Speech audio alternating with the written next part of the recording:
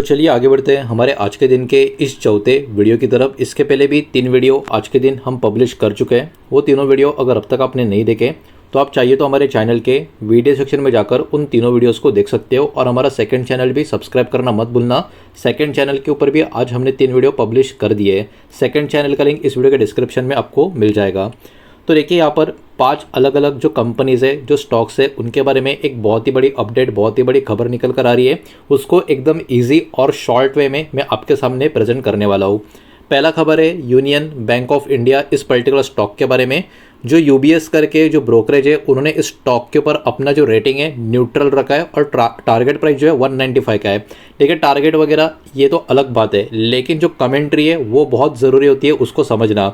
तो सबसे पहले अगर हम बात करें इनके की हाइलाइट्स की, तो देखिए Q4 का जो प्रॉफिट है वो मजबूत है due to lower expenses and provision. मतलब जो एक्सपेंसेस कम है, जो प्रोविजन कम है, उसके वजह से इनका जो Q4 का प्रॉफिट है वो काफ़ी मजबूत हमको देखने को मिल रहा है। साथ ही साथ नेट इंटरेस्ट इनकम जो है वो अभी के टाइम पे कमज़ोर बना हुआ है, तो ये बात भी यहाँ पर आपको ध्यान में रखनी होगी। इसके साथ साथ इन्होंने और भी कुछ बोला है। मैनेजमेंट अभी कहीं ना कहीं फोकस कर रही है लोन ग्रोथ के ऊपर और अपना बैंक का जो प्रॉफिटेबिलिटी है इसको किस तरीके से इंप्रूव करे, इसके ऊपर मैनेजमेंट का अभी फोकस बना हुआ है। तो ये पर्टिकुलर ब्रोकरेज का रेटिंग के बाद कमेंट्री क्या निकल कर आ रहा था वो मैंने आपके सामने रखा है। अब देखिए कुछ पॉजिटिव या और कुछ नेगेटिव क्या क्या इस पर्टिकुलर बैंक के बारे में निकल कर आ रहे हैं वो भी ज़रा देख लेते हैं। तो सबसे पहले अगर हम बात करें इस बैंक की, तो कहीं ना कहीं जितने भी PSU बैंक से उन बैंकों में कहीं ना कहीं इस बैंक को रिलेटिवली एक स्टेबल बैंक माना जाता है। ठीक है, उसके अलावा जो प्रोविजनिंग लोअर यहाँ पर जो हो रही है वो कहीं ना कहीं प्रॉफिट को इम्प्रूव करने में मदद कर रही है। ये एक पॉजिटिव पॉइंट आपको देखने को मिलेगा इस स्टॉक के बारे में या बैंक के बारे में। इतना ही नहीं, गवर्नमेंट का जो बैंकिंग का इकोसिस्टम है उसका भी सपोर्ट इस बैंक को मिलता हुआ नजर आएगा। तो ये इस बैंक के कुछ पॉजिटिव पॉइंट्स आपको देखने को मिलेंगे। और जहाँ पर पॉजिटिव है तो सामने नेगेटिव भी कुछ ना कुछ होगा, तो वो भी ज़रा देख लेते हैं। अगर हम बात करें कुछ नेगेटिव की, तो कमज़ोर NII का जो ग्रोथ है वो कहीं ना कहीं अभी के टाइम पे एक चिंता का विषय बना रह सकता है। मार्जिन के ऊपर प्रेशर आने वाले समय में यहाँ से बढ़ता हुआ नज़र आ सकता है, पॉसिबिलिटी है, ये बात के ऊपर भी हम फोकस कर रहे हैं। उसके अलावा ग्रोथ जो है कहीं ना कहीं स्लोअर रह सकती है अगर इसको आप कंपेयर करोगे प्राइवेट बैंकों के साथ। तो ये कुछ नेगेटिव पॉइंट्स भी इस बैंक के बारे में अभी के टाइम पे नज़र आ रहे हैं। बढ़ते आगे दूसरे स्टॉक की तरफ। दूसरा स्टॉक है डॉक्टर रेड्डी लैब का। सिटी और गोल्डमैन सैक जो बड़े नाम है ग्लोबल लेवल पे, इन्होंने इस स्टॉक के ऊपर कॉशियस और सेल का यहाँ पर व्यू दिया है। ठीक है, मतलब 2 बड़े ग्लोबल लेवल के जो ब्रोकर है, कॉशियस एंड सेल का यहाँ पर उनका रेटिंग आपको देखने को मिलेगा। की हाइलाइट्स इनके कमेंट्री की अगर हम बात करें, तो कैनेडा जेनेरिक सिमुलेट अपॉर्चुनिटी में भी ओवर एस्टिमेट। देखिए आपको शायद समझ में आया नहीं होगा, तो एकदम सिंपल वे में अगर आपको बताऊं तो कुछ समय पहले एक्चुअली ये माना जा रहा था कनाडा में कहीं ना कहीं जेनेरिक सिमाग्लूटाइड का जो अपॉर्चुनिटी है वो कहीं ना कहीं काफ़ी अच्छा लाभदायक हो सकता है, लेकिन अभी के टाइम पे वैसा नज़र नहीं आ रहा। तो इसको कहीं ना कहीं काफ़ी ज़्यादा यहाँ पर ओवर एस्टिमेट की तरह देखा जा रहा है। तो इसका मतलब यही है, जो पहले लग रहा था कुछ काफ़ी अच्छा हो जाएगा, अभी वैसा एक आप कह सकते हो सामने वो अपॉर्चुनिटी नज़र नहीं आ रहा। इसी के वजह से कहीं ना कहीं ब्रोकर्स भी इस पर्टिकुलर स्टॉक के ऊपर कॉशियस या अपना सेल का रेटिंग बनाकर बैठे। इसके साथ साथ कंपटीशन भी यहाँ पर बढ़ रहा है, जो कहीं ना कहीं प्राइसिंग प्रेशर को भी आने वाले समय में इम्पैक्ट कर सकता है, ये भी एक रीज़न है। और जो इनका बेस बिजनेस है उसके ऊपर भी प्राइस का इरोजन का प्रॉब्लम यहाँ पर नज़र आ रहा है, ये लोग फेस कर रहे हैं। तो ये कुछ 3 इंपॉर्टेंट आप कह सकते हो कमेंट्री या आप कह सकते हो पॉइंट ब्रोकरेज की तरफ से आपको देखने को मिलेंगे, जिसके कारण सिटी एंड गोल्डमैन सैक जैसे जो ब्रोकर है स्टॉक के ऊपर कॉशियस या सेल व्यू लगाकर बैठे हैं। अब कुछ पॉजिटिव या नेगेटिव की बात करें, तो देखिए इनका मजबूत प्रेजेंस आपको ग्लोबल लेवल के जेनेरिक मार्केट में आपको नजर आएगा। जो इस पर्टिकुलर स्टॉक का एक पॉजिटिव पॉइंट आपको नजर आएगा, कंपनी का अपॉर्चुनिटी अभी भी प्रोडक्ट पाइपलाइन में आपको देखने को मिलेगी। उसके अलावा इनका जो बिजनेस है अलग अलग रीजन में काफ़ी अच्छा खासा डाइवर्सिफाई बिजनेस इनका आपको देखने को मिलेगा। अब बात करें कुछ नेगेटिव की, बिकॉज जहाँ पर पॉजिटिव है वहाँ पर नेगेटिव भी आपको देखने को मिलता है। अब देखिए कंपटीशन काफ़ी ज़्यादा है, जिसके कारण इनका जो मार्जिन है उसको अफेक्ट हो रहा है। उसके अलावा ऑनगोइंग प्राइस इरोजन जो है कोर बिजनेस में, ये भी एक चिंता का विषय बना हुआ है। और इतना ही नहीं, ओवर एक्सपेक्टेशन जो नया अपॉर्चुनिटीज़ है उसमें जो हो रही है वो भी अभी के टाइम पे इस पर्टिकुलर स्टॉक के लिए या कंपनी के लिए एक खतरा, एक रिस्क यहाँ पर बना हुआ है। तो ये कुछ पॉइंट्स थे जो यहाँ पर इस पर्टिकुलर कंपनी के बारे में निकल कर आ रहे हैं। जल्दी से आगे बढ़ते हैं, बचे हुए 3 शेयर है उनको भी देख लेते हैं, लेकिन वीडियो को लाइक कर देना, वीडियो को शेयर कर देना। पहली बार चैनल पे आ चुके हो तो चैनल को भी सब्सक्राइब जरूर कर देना। नेक्स्ट स्टॉक है आईटी का दिग्गज इन्फोसिस। इसके ऊपर ब्रोकर्स के काफ़ी मिक्स व्यू आपको देखने को मिलेंगे। देखिए यहाँ पर कॉशियस रहने को बोला है, माफ़ कीजिएगा 2 ब्रोकर ने, एक है सिटी और दूसरा है डैम कैपिटल।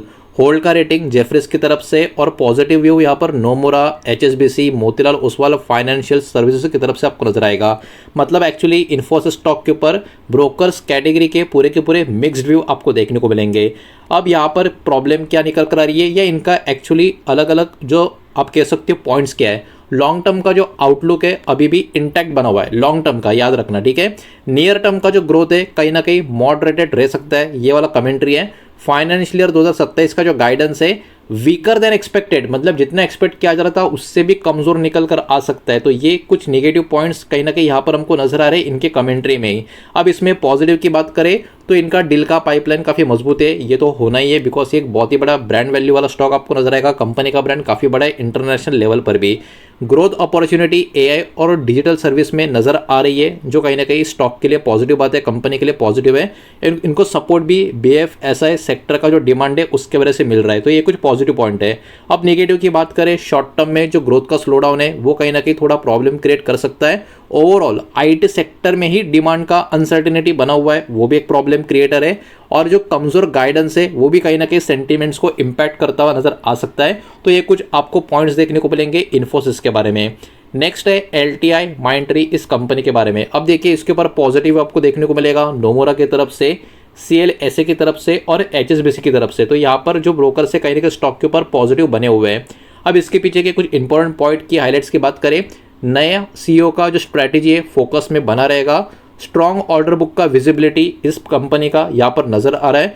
मोमेंटम जो माइक्रोसॉफ्ट रिलेटेड या कनेक्शन में जो डील्स है उसका काफ़ी अच्छा नज़र आ रहा है, ये एक कहीं ना कहीं इंपॉर्टेंट हाईलाइट यहाँ पर नजर आ रही है। और पॉजिटिव ग्रोथ का एक्सपेक्टेशन फॉर फाइनेंशियल ईयर 2027 का यहाँ पर बताया जा रहा है, जिसके कारण काफ़ी इंटरेस्टिंग है। आईटी सेक्टर का स्टॉक होने के बावजूद भी 3 बड़े ब्रोकर स्टॉक के ऊपर एक पॉजिटिव अपना व्यू लेकर बैठे हैं।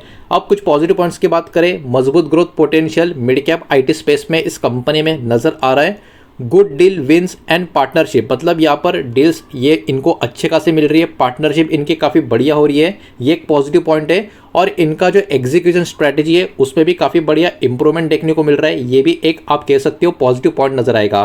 लेकिन वही बात है, जहाँ पर पॉजिटिव होगा वहाँ पर नेगेटिव भी होगा। तो देखिए स्टॉक कहीं ना कहीं और भी वॉलेटिलिटी शो कर सकता है। हायर रिस्क कंपेयर है इसमें, अगर हम देखें कंपेयर करें इसको बड़ी आईटी कंपनियों के साथ तो यहाँ पर रिस्क उसके कंपेयर में ज़्यादा है। एग्जीक्यूशन का कंसिस्टेंसी किस तरीके से ये मेंटेन कर पाएंगे, ये आने वाले दिनों के लिए, आने वाले समय के लिए कहीं ना कहीं महत्वपूर्ण बना रहेगा। नेक्स्ट और आखिरी स्टॉक होगा इस वीडियो का शायद से, जो है दोस्तों सिप्ला की बात करें, इसके ऊपर सिटी का बाय रेटिंग नजर आएगा। टारगेट प्राइस 1530 के करीब का इन्होंने यहाँ पर दे के रखा है। और इसके कुछ इंपॉर्टेंट हाइलाइट्स की बात करें तो अप्रूवल यहाँ पर जो जेनेरिक वेंडोलिन एचएफ है इसका मिलता हुआ यहाँ पर आपको नजर आएगा। जो अस्थमा से कनेक्टेड इसका आपको कनेक्शन देखने को मिलेगा, और जितना मुझे याद है मैंने इसके पढ़ा था, यह अमेरिका से कनेक्शन में आपको नजर आएगा। इसका आने वाले समय का जो प्रोडक्ट का पाइपलाइन है वो काफ़ी मजबूत यहाँ पर बना हुआ है, और फ्यूचर रेवेन्यू ग्रोथ का पोटेंशियल भी इसमें काफ़ी अच्छा नज़र आ रहा है। इसलिए यहाँ पर सिटी ने इस स्टॉक के ऊपर अपना रेटिंग जो है बाय का देके रखा है। अब देखिए यहाँ पर पॉजिटिव की बात करें, इसको कंसिडर किया जा रहा है डिफेंसिव फार्मा कंपनी की तरह, मतलब एक डिफेंसिव तरीके से ग्रोथ करने वाली फार्मा कंपनी की तरह इसको कंसिडर किया जा रहा है। बिकॉज इनका पाइपलाइन का विजिबिलिटी भी काफ़ी अच्छा देखने को मिल रहा है। उसके अलावा बिजनेस का जो इनका परफॉर्मेंस है उसमें भी काफ़ी बढ़िया कंसिस्टेंसी नज़र आ रही है। ये कुछ पॉजिटिव पॉइंट आपको देखने को मिलेंगे। अब नेगेटिव पॉइंट की बात करें तो देखिए फार्मा सेक्टर का एक कॉमन आपको प्रॉब्लम नज़र आएगा, और वो है रेगुलेटरी रिस्क का, क्योंकि बिकॉज रेगुलेशन से कनेक्टेड बहुत सारी अलग अलग टाइप की खबरें इस सेक्टर के कंपनियों को फेस करना पड़ती है। प्राइसिंग प्रेशर भी जेनेरिक मार्केट में जो है वो भी एक नेगेटिव पॉइंट की तरह कंपनी के लिए काम कर सकता है। और इनका जो डिपेंडेंस है इंपॉर्टेंट जो प्रोडक्ट्स होते हैं उसके अप्रूवल्स के लिए, वो भी कहीं ना कहीं एक नेगेटिव पॉइंट की तरह इस कंपनी के लिए काम कर सकता है। तो कहीं ना कहीं ये काफ़ी इंपॉर्टेंट, काफ़ी बढ़िया डेटा जो आया था, जो मुझे लगा आपके सामने प्रेजेंट करना चाहिए। वही मैंने आपके सामने इस वीडियो के माध्यम से करने का थोड़ा एक प्रयास किया है, लेकिन जो भी कंटेंट इस वीडियो के माध्यम से आपके सामने अभी मैंने प्रेजेंट किया वो सिर्फ और सिर्फ इन्फॉर्मेशनल और एजुकेशनल पर्पस के हिसाब से ये पब्लिकली अवेलेबल ब्रोकरेज रिपोर्ट और जो जनरल मार्केट अपडेट्स है वही मैंने आपके सामने यहाँ पर प्रेजेंट किया है। किसी भी तरीके का इन्वेस्टमेंट का एडवाइस या स्टॉक का रिकमेंडेशन बाय सेल का मैं आपको नहीं दे रहा हूँ। इस बात को भी यहाँ पर आप ध्यान में रखें। उम्मीद करता हूँ वीडियो समझ आया होगा, पसंद आया होगा तो वीडियो को लाइक करें, दोस्तों से शेयर करें। पहली बार चैनल पे आ चुके हो तो सब्सक्राइब भी कर देना और कोई भी स्टॉक में निवेश करने से पहले खुद की स्टडी रिसर्च जरूर करें, फाइनेंशियल एडवाइजर की सलाह जरूर ले। मिलते हैं नेक्स्ट वीडियो में, धन्यवाद।